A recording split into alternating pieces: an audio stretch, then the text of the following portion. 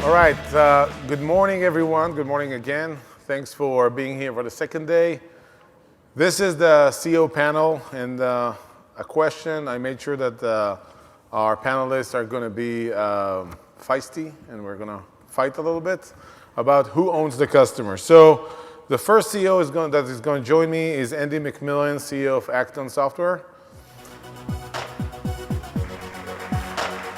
Thank you, Andy, for joining. The second is Sonal Puri, CEO of Webscale. And the third is Eric Yuan, CEO of Zoom Video, which I mentioned yesterday. Thank you for coming. Thank you, guys. Thanks, Eric. So we'll try to keep fast pace, if you don't mind. I know the audience had relatively a long night last night, and they've got a lot of knowledge in their brains right now, so let's make it fun. Why don't we start with, please introduce yourselves and your journey in customer success up until now. Andy, maybe you should start. Sure. So my name is Andy MacMillan. I'm the CEO of Acton Software. We're in the marketing automation space, essentially building a lighter weight, more modern internet scale marketing platform. And in the customer success space, one of the big things we're focused on is the idea of how do we engage marketing a lot more in the post-sales process. If we think about SaaS businesses, so much of our revenue now is, everybody I'm sure in this audience knows all too well, is in our install base, and so many marketers are too narrowly focused on the bookings versus the business. So that's a big part of why we're here and why we're excited about our partnership with Totango. Thank you. My name is Sonal Puri. I'm the CEO of Webscale Networks. I'm very excited to be here. We are also very focused on our customer sort of retention program, which is customer success. So what we do pretty extensively is make sure that we are keeping a sort of 100% customer satisfaction rating, 100% retention rating, and also making sure that we're serving our customers' needs and bringing them more and more of that SaaS experience moving forward. Yeah. So I'm Eric Yuan. I'm the founder and CEO of Zoom Video Communications. And what we are doing is around the video conferencing. If you are using any other solutions that you feel that a solution really sucks, let's try Zoom. And so, yeah, our company culture is to deliver happiness to our customers. Everything we are doing is to make sure our customers are happy, deliver happiness to them, right? In terms of a product, engineer, customer success, everything, what we're doing here, just make sure our customers are happy. Thank you. Thank you all. So I invited you here today because I know that you're all very much customer-minded. And maybe you can, Eric, maybe you should start now. What are you guys have been doing in customer success, if we can be a little bit more specific? When did you guys start? Which programs are you running? How are you organized? Sure. So I think the start, I started, even before I started Zoom, I think, I was one of the first several founding engineers. Ultimately, I became VP engineer at WebEx. I remember back to year 2000 or 2001 timeframe, we grew the business very rapidly. We had, hundreds of CSMs, try to keep a customer happy.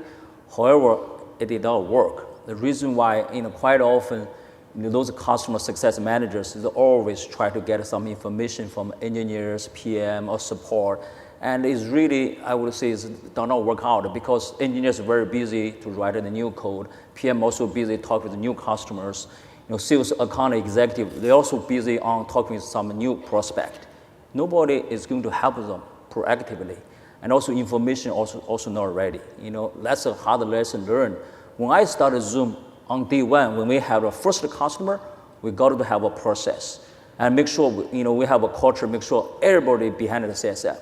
We cannot let the CSM own customer. We make sure everybody own customer, from the CEO all the way down to the engineers and also almost everybody. And the CSM is just a point of contact. However, we also have process. That's why we're a very happy customer of Totango. We have a process with system, with the culture, everybody behind the CSM. I think that's a way to deliver happiness to our customers. Great. So now, what about you? So we actually have a pretty elaborate system of managing our customers. So what Webscale does is we're a cloud application delivery platform, and we provide things like performance, availability, security for cloud web applications that are hosted in the cloud. And what ends up happening, as you all know, is the changes in that market are very, very quick. So there's always new features, new functionality that are in the market, and our customers are pretty savvy. They're always looking for the way to get the fastest performance, the highest availability, and increase the revenues and so on. So we as a company are very focused on making sure we have this 100% retention plan across our customer base.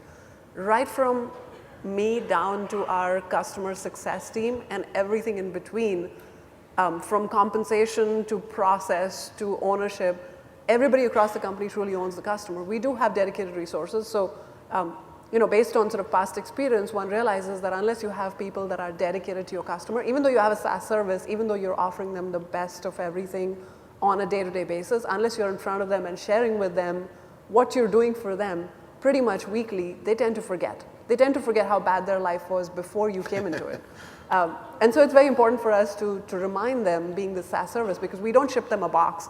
We don't sell them a shrink wrap package. We actually are a service, right? So it's important for us to stay in touch and in front of them. So we do things like NPS measurements. We survey our customers constantly. Every ticket that they open or close, we're having them rank us. And whenever there's an escalation or there's an issue, the escalation tree goes right up to my inbox, right from the customer support rep that's working with them. So there's this sense, and across the board, everybody understands very clearly that losing a customer is much worse than not getting a new customer.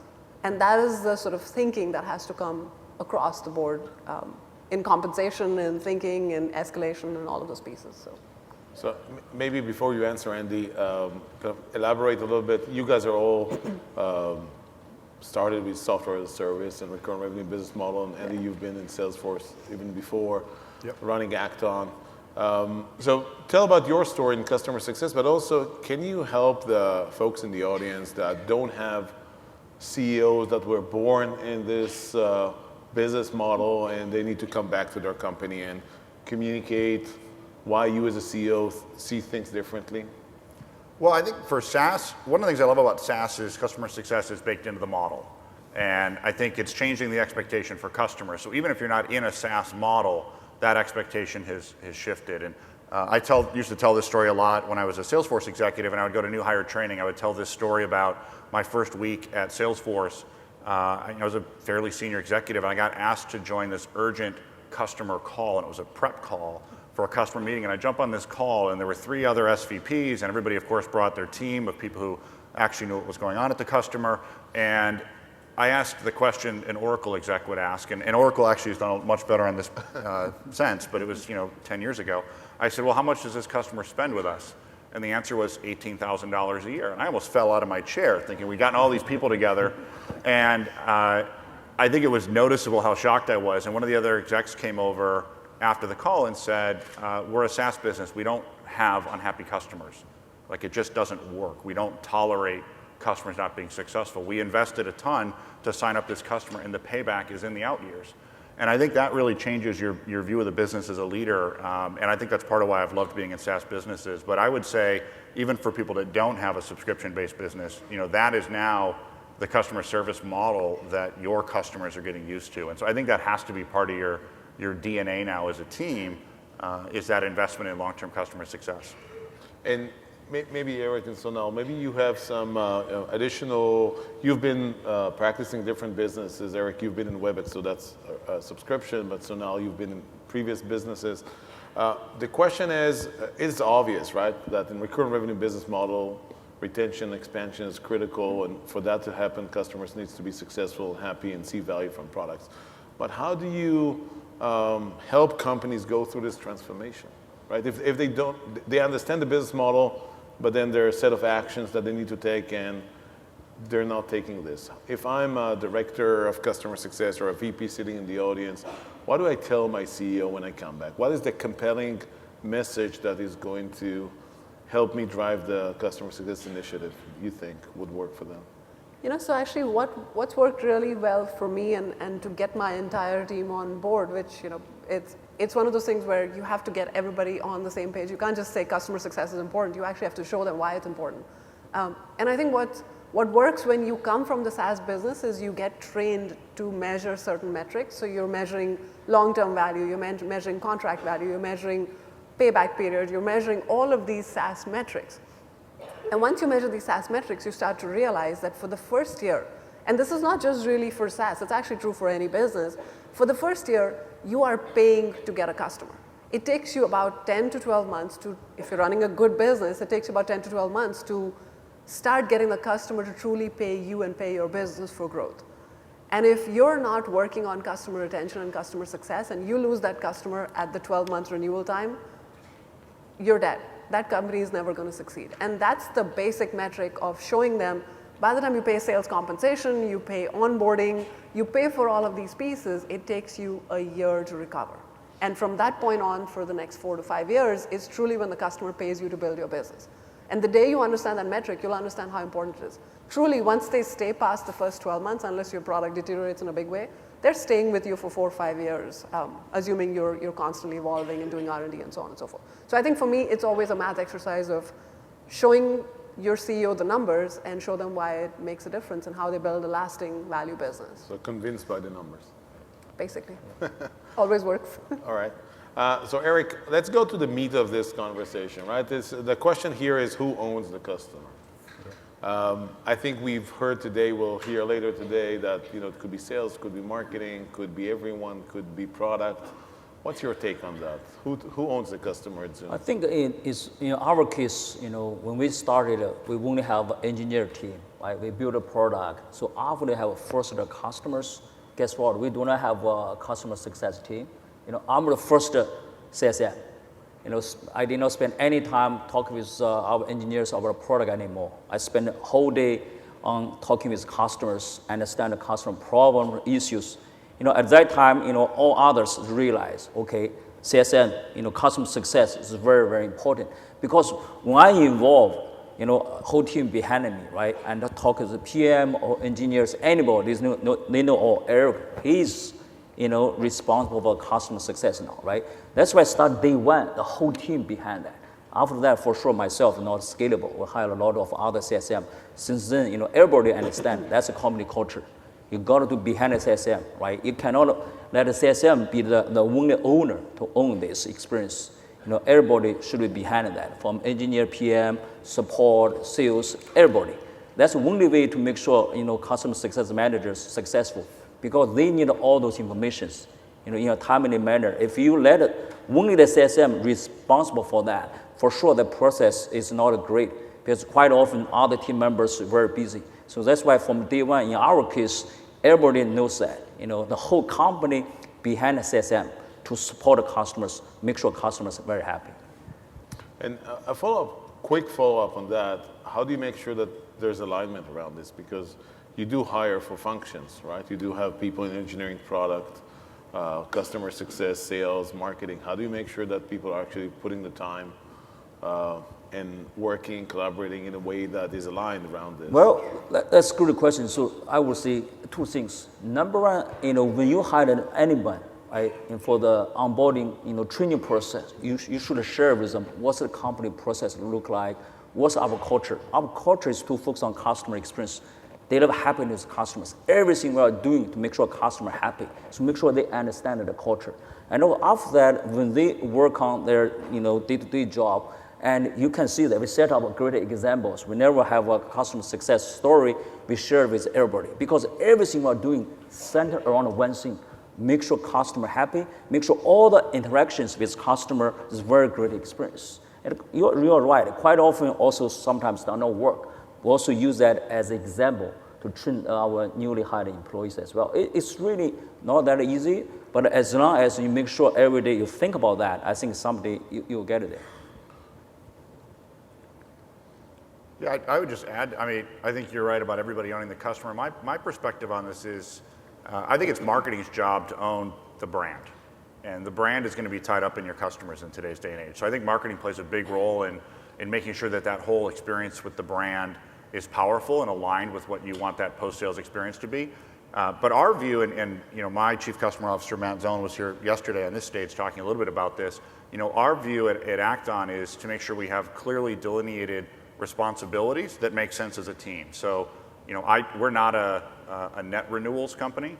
This was a topic that came up at dinner last night. I'm not a fan of the net renewals metric where you blend upsell and renewal together.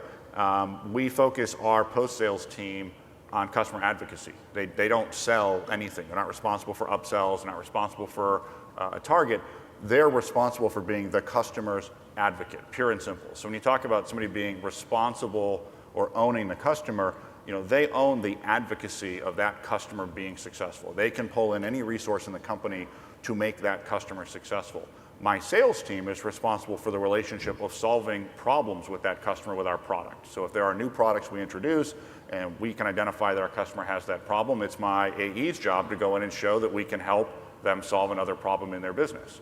And so I think those make sense together. I mean, a CSM can reach out to an AE and say, hey, I'm working with this customer, and I really think this other product we have might help them. But they're doing that from a position of advocacy. And I think it's important, and Matt's been a big believer of this. I've worked with Matt now for 15 years, that we never want anyone who's supposed to be advocating for the customer also getting paid to have them buy something. And I think that's been really important for us to just be clear about the roles that we're all playing and how to line those roles up so they're not just about maximizing our return, but about the customer getting the best experience with Acton. And so now, in your case, if we walk down the aisles of your company and we bring up a customer name, give me a name of a customer that you have. Treehouse Brands. Treehouse Brands. So if we ask who owns, and we mention them by name, and we ask some random people at the kitchen, what's going to be the answer? It's going to be a name of a person, it's going to be a department, what would it be? I'm hoping the answer will be Webscale owns the customer. Okay. And I think it sort of boils down to who owns the customer. I'd say it's a cultural thing. So I've done both, right? I've paid customer success managers on upselling. I've had challenges with that, to Annie's point. I've paid the sales team on upselling. I've had challenges with that. But I think at the end of the day, when you just step back and say, it's the culture that you set across the company, and to Eric's point, once you set the culture that it matters how a customer feels, everybody across the company takes ownership for that customer. So you want there to be a place where your customer success manager comes back and says, these guys are having this challenge and they would like, for example, some firewall rules to be available on the portal. If you go back to engineering and say, hey, I want you to put these firewall rules, unless it is part of the product roadmap, the engineering head is going to push back and say, wait a second, it's not on my deliverable list for this quarter, unless he feels the ownership for that customer, he or she. So once you've set the culture across the company that, hey, Webscale is not going to be successful unless each one of us owns this customer, you can have roles and responsibilities for the weekly meetings and the reports and so on and so forth, and you can have compensation that aligns everybody in the same direction. So like we have a bonus structure where the customer success team's bonus rolls up to the VP of sales, rolls up to my personal bonus, and all of us are on the same page, and the VP of engineering has a bonus component that's also based on company revenue and retention and so on. So everybody's financial incentives are aligned, and that's off the table.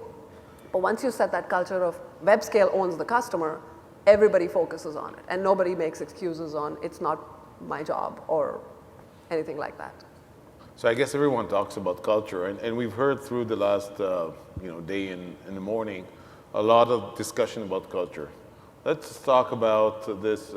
Give me a story where the culture breaks, and an incident within your company that something didn't work right, and how did you overcome this? Because I think culture is like a soft thing where you need to motivate people, you need to train them. You all mentioned, both of you, Eric and Andy, you've mentioned the new employee training, but it's the day-to-day and the friction that bubbles up the culture. And I'm sure there are breakages in the culture, and you've figured out some issues and you solve for that. Give me a story, so people can see that it's okay to fail, and there's also a way to overcome this and learn from this. Well, I think a lot of it's what happens when you step in as a leader. So, all of us have processes we run, right? Especially as your companies scale and get larger. And a lot of what we try to focus culture around is, no process defines every situation. Nobody's written the rule book for every single engagement and every single customer situation. And so when things fall into those gray areas, I think it's really, how do people conduct themselves, and how does senior leadership set the tone? And so for us, a lot of what we've been doing is moving from what I'd call really a kind of pure hero culture. I joined a company with a great customer success track record. We had a leading CSAT score when I joined the company, but it was very hero culture based. We just had a lot of great people hustling every day to make customers successful, and a lot of what we've been trying to do is drive scale. The challenge when you drive scale is everybody starts to say, well, now we're treating our customers like a number or like a process. And so really trying to walk that balance of, yeah, there's a process and those are tools and things to help you, but when the process doesn't work, or the process has you doing something that you don't feel is the right thing, you're supposed to put your hand up and ask for help, for assistance, for something different. And so for us, I think it's the culture is the adding up of lots of those incremental moments when people realize that, the senior leadership team does care that customers are successful, and we do care about these one-off cases and people can do the right thing. I think that's the hardest part to get right, because as you scale, it can't just be everyone do your best. You have to have that. Exactly. So I think in the VIP session, there was a conversation yesterday when we mentioned Zoe opening it up for the rest of the organization. People can share and participate in the customer cause. The question that people came up with, how do we balance things out, right? If everything is a customer cause and every time there's a customer issue, everyone needs to be aligned with that, how do you deal with the day-to-day or the backlogs that engineering have or product or support? How do you balance things out, right? Is it all driven by the customer, or is it driven by plan? What's the mechanism to determine if you are leaning forward and defining the firewall rules, or you're saying this is not the decision, this is not what we should do right now, and we should push it back and do something else? What's your take on that? So the reason why I mentioned you need a balance, for sure there's some other tasks that might conflict with the time you're going to spend on delivering happiness to your existing customers. I would say, so between the getting the new customers and also focus on keeping the existing customer happy, I think the priority always to make sure you got to make sure your existing customer happy at the cost of getting any new customers. If you set up that as part of a culture, I think we did not see any conflict. We do not need a balance. Everybody know at Zoom, we got to make sure our existing customer happy. We do not want to grow too fast. We do not want to spend all the time getting all the new customers, new prospect. If the existing customer not happy, we do everything to keep them happy. If they're already happy, and then we spend time to get new customers. Otherwise, we never want to get any new customers. I think because of that, we did not see any conflict, sort of balanced very well. I think there's a product manager background, and so I was listening backstage the last presentation, and the gentleman was talking about the conflict that can exist between the success and support teams and product. Hit pretty close to home for my previous experience. I think part of it is you are as a company going a direction, and you're trying to bring your customers along with you, and it isn't a matter of every single customer individual request gets solved in the way that customer envisioned you solving it immediately. I mean, that is an answer for an unsupportable product long term.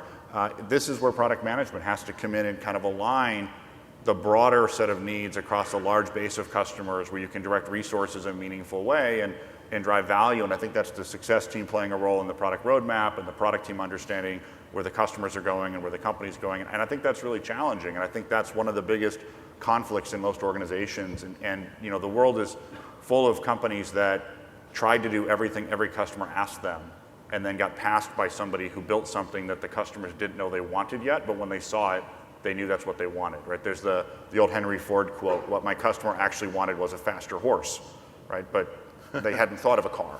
So I think you have to walk that line, and I think my plea to all of you as a product manager is you're a huge input in that process, but they're inputs that then collectively get formed into something. And I think that's part of the challenge we all balance, because if product built every single thing you asked for every single time you asked for it, that would also be a very hard product to support long term. So it's a balance. All right, that's true. We have 2 mics in both aisles, so if there are questions from the audience, please just raise your hands and we'll get you the mic. Are there any questions that I can see? I don't spot anything because I'm completely blinded. One over. Over there. So who has the mic? Great.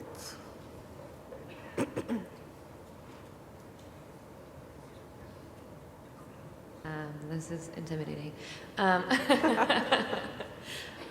So I love the idea of everyone owning every client, but do you ever have a problem with the buck stops with X or Y? Of course, product needs to be involved. Of course, customer success needs to be involved. Of course, sales needs to be involved. But is there ever a situation where somebody needs to step up and kind of champion for that client, and no one is kind of quarterback. I mean, I think your phrasing is interesting, and just in your point about championing for the client. I mean, to me, that's the CS organization, right? Their job is advocating. Now, there might be decisions that have to get made to build something, and so to me, that might bubble up to my exec staff, and we're having to make a decision like there's a trade-off we need to make. I do think part of what we're trying to do is set up metrics. So, number one, we fund our bonus pool for the whole company on a common set of metrics, and renewal rate's part of it. So everyone in the company cares about how we do on that metric. My sales team has part of their compensation is tied to the renewal rate in their territory, so they care. But it's my CS team that gets up every day, and if you went and asked somebody like, how are we doing this quarter on the renewal rate? Like, I know which team will know that answer like that. So it's my CS team. So let's kind of make it a little bit more aggressive. Who is getting fired for, who's getting fired for your largest customer leaving?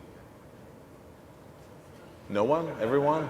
I hope it's not the CEO. Let's start with that. If your life is Let's hope that they don't leave, but the question is, who is kind of really need to have no weekend and no nights and just go and make it happen?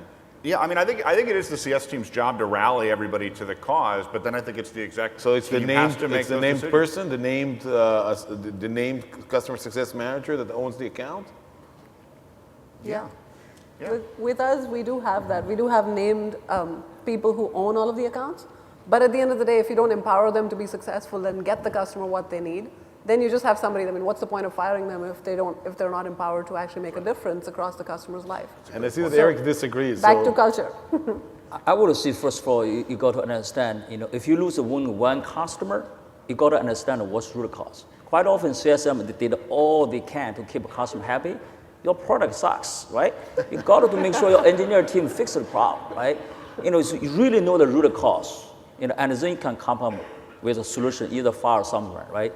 If you lost a lot of customers, you better fire the CEO, right? It's kind of it's all the customer lost, right? I would say it's every time you look at the root cause, and then have a solution. Very often, in my experience, CSM really did a great job, because when you hire CSM, very friendly, very proactive, normally they did a good job, right? The reason why I lost the customer quite often just either product issues or engineer problem, your company culture problem, or anything else. We at least at Zoom, we never fired any CSM. They all did a great job. So. And that's true. For people that use Zoom, they can definitely see that. Any other questions from the audience? I think there's one down there too. Where? You see someone? There's one back there and one over here. All right, back there. Hey, so I'm curious, for each four of you, what does the organization structure look like specifically with respect to CSMs, your support team, as well as your sales team? How does that org structure look like? So I can answer it. Our CSM team reports up to our VP of sales. The VP of sales compensation is based on a revenue goal, not just the deals that are closed every month. And the VP of sales reports directly to me, and my goals are also based off of revenue goals. So all three levels are aligned on compensation as well as on reporting structure. So yeah, we're a little different. So I have a chief customer officer, Matt, who works directly for me. I have a head of sales, David, who's also one of my direct reports. Matt started the same day, actually the day after I started. I wanted to have a head start. He started the day after me at Acton. He was my only request in my compensation negotiation was I get to bring Matt. Like, I don't care what you pay me, but I get my success guy. Like, don't leave home without your success guy kind of thing. But so, he's a direct report of mine, and his team, he has a CSM leader, he has a support leader, and we actually have a leader that runs kind of our at-scale programs, like university and marketing programs. But it's a direct report of mine. So in our case, we have a head of customer success, Nick Chong. He was here. So and him have two teams, customer success team and also the technical support team. So and before we hired sales or marketing, we also got Nick. He came on board to lead our customer success team. Cool. I think a broader answer is I think the product determines a lot of how you structure your organization, depending how much work needs to be done and at which depth post-sales, and it determines a lot of the way in which you organize your organization. I think it's clear that both success, kind of pre-sales and post-sale are revenue-driven, and then there's the distribution as described. We have time for one more question. Actually, you have 20 seconds, so yeah, we have a question here. So it needs to be a quick question.